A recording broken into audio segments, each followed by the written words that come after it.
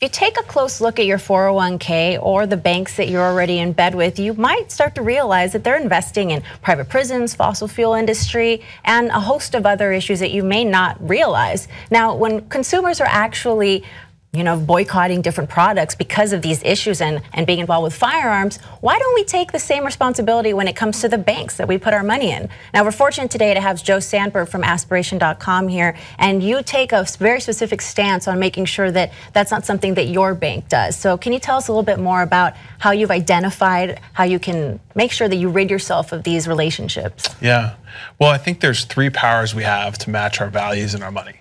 One is where we choose to bank, because banks use our deposits to fund things in the economy.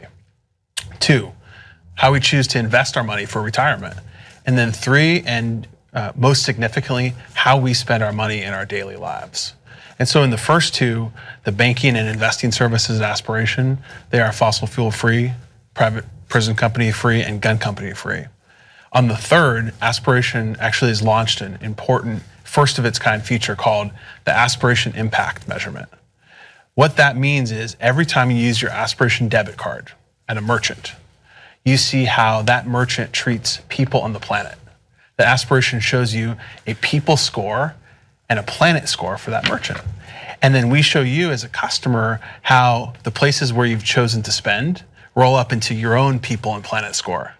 You can also compare your people and planet score to people in your zip code, so you see how you're doing. Because the choices we make with our wallets, the businesses that we choose to patronize or not to patronize, have consequences. And if we harness our collective power as progressive consumers to move our money to businesses that do right by people and right by the planet, we have the power to change the world. Businesses are incredibly sensitive to their customers. And I think this is one of the areas in the progressive movement where we have so much more opportunity to capture, which is the power of our daily wallet choices. Are you listening, Ivanka?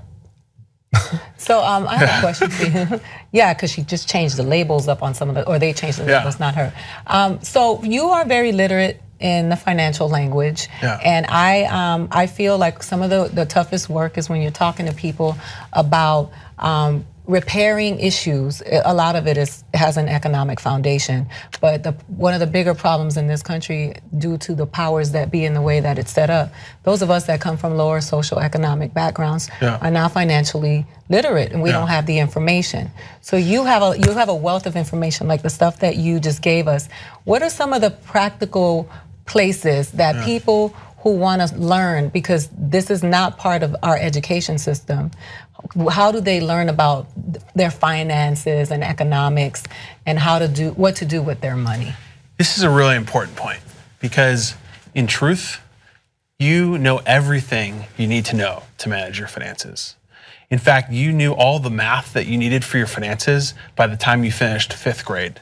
The problem is we've been all told by the financial establishment that we don't know how to manage our finances. And we need to examine the incentive behind their having convinced us of that over all of these decades. Because if people understood how potentially self-sufficient we actually are, that it takes really basic 4th and 5th grade math to keep a budget and manage your own finances, then we'd put out of business so many billions of dollars of fees in the financial industry. Right, that the financial industry has emerged as this blob to basically get you to think you don't know what you're doing and then charge you to help you do what you could do for yourself. And so it starts by reigniting people's sense of confidence that, hey, I actually can do this myself, that what I've been told by the establishment that I'm not smart enough or don't have enough math is a bunch of baloney.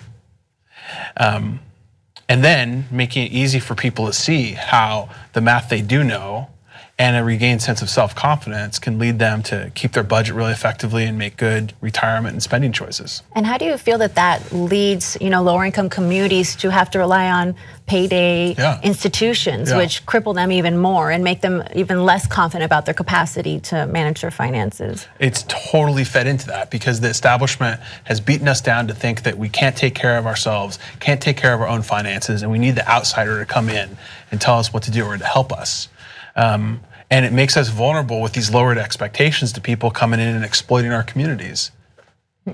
How do you find that your customers, when they find out that a portion of your proceeds are going to philanthropic efforts, how do they receive that? Does that give them more incentive to work with you even more? Because I generally believe, as someone who has really been involved in philanthropy ever since my service in the military, I've learned that people generally want to do something, want to be involved, yet don't know what to do or where to do it because there's so much out there.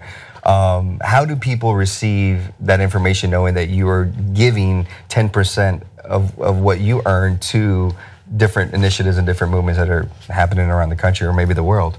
Well, it's usually received first with surprise, because it's the opposite of what they've come to expect from the financial industry. Right. When you were kids, did you ever play the game Opposite Day? No. Where you'd run around with your friends and you'd say, you're gonna do the opposite of what I say. Right? It's a game that's, maybe I was just a silly, goofy kid. That's politics. They play that. Exactly. Washington? Here's why I mention it. The basic strategy of aspiration is opposite day. Do the opposite of every single thing the retail financial industry has done. Yes. Because there's a reason 92% of people distrust financial companies. Those financial companies have earned that distrust. And so one of my pretty basic perspectives on how we build aspiration for people is do the opposite of what financial companies do. And you've had success doing that, following that module, which you would think that other companies, other businesses would look at this module and say, it's working, it's different, it's progressive, it's innovative. Maybe we should try it. I have one more question, because many of the people who are watching these segments are Latino. Do you have people who speak Spanish that are available, and other languages that are available to those that don't speak English? Because we are fluent, but many of our parents aren't, and do have money to invest and put in a bank account, but don't trust the internet. Yeah, you're right. Yes, we do. So the president's plan to deport millions of immigrants bode well for the private prison industry.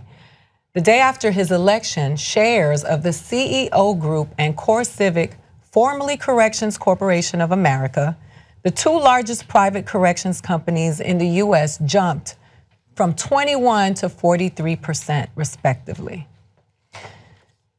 What are we going to do about this? So if we are investing in banks, we are doing what? Specifically, if you have an account at a bank that funds private prisons, your money, your bank deposits are funding private prisons.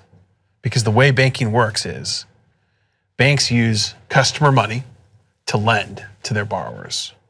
And so if a private prison company borrows money from Wells Fargo and you're a depositor of Wells Fargo, your money is what's funding that private prison company, which means that it's deadly serious if you believe in a progressive future that you defund your bank account from companies that fund private prisons like Wells Fargo. So I think it's important for us, those of us who stand on the front line of issues when it comes to our marginalized groups in this country. A lot of people don't understand that many of the people who are in prison are there not by accident because it's such a profitable business, but it is a result of being in neighborhoods where they are not getting a good education, their living conditions are not good, and we're sending these kids from school to prison. And so we have to stop that, because the bigger groups that are being affected by this are the Black and brown communities, where we don't understand how much of an impact it's having. And so I think it's important to hear that from someone that's on the side of banking, to say we don't want to be a part of that, because that's part of modern day slavery. Absolutely. Private prisons are basically institutionalized corporate racism. And if you want to advance racial justice in your daily life, take your money out of banks that fund private prisons. So people, we do have options. It may seem like the banking industry is something that we kind of passively interact with, but now we're starting to have more and more options where we can do something good and not only take care of our finances, but also take harness of our own futures and help future generations. So I know that I'm really grateful for what you're doing, and hopefully we can find more and more organizations like this one.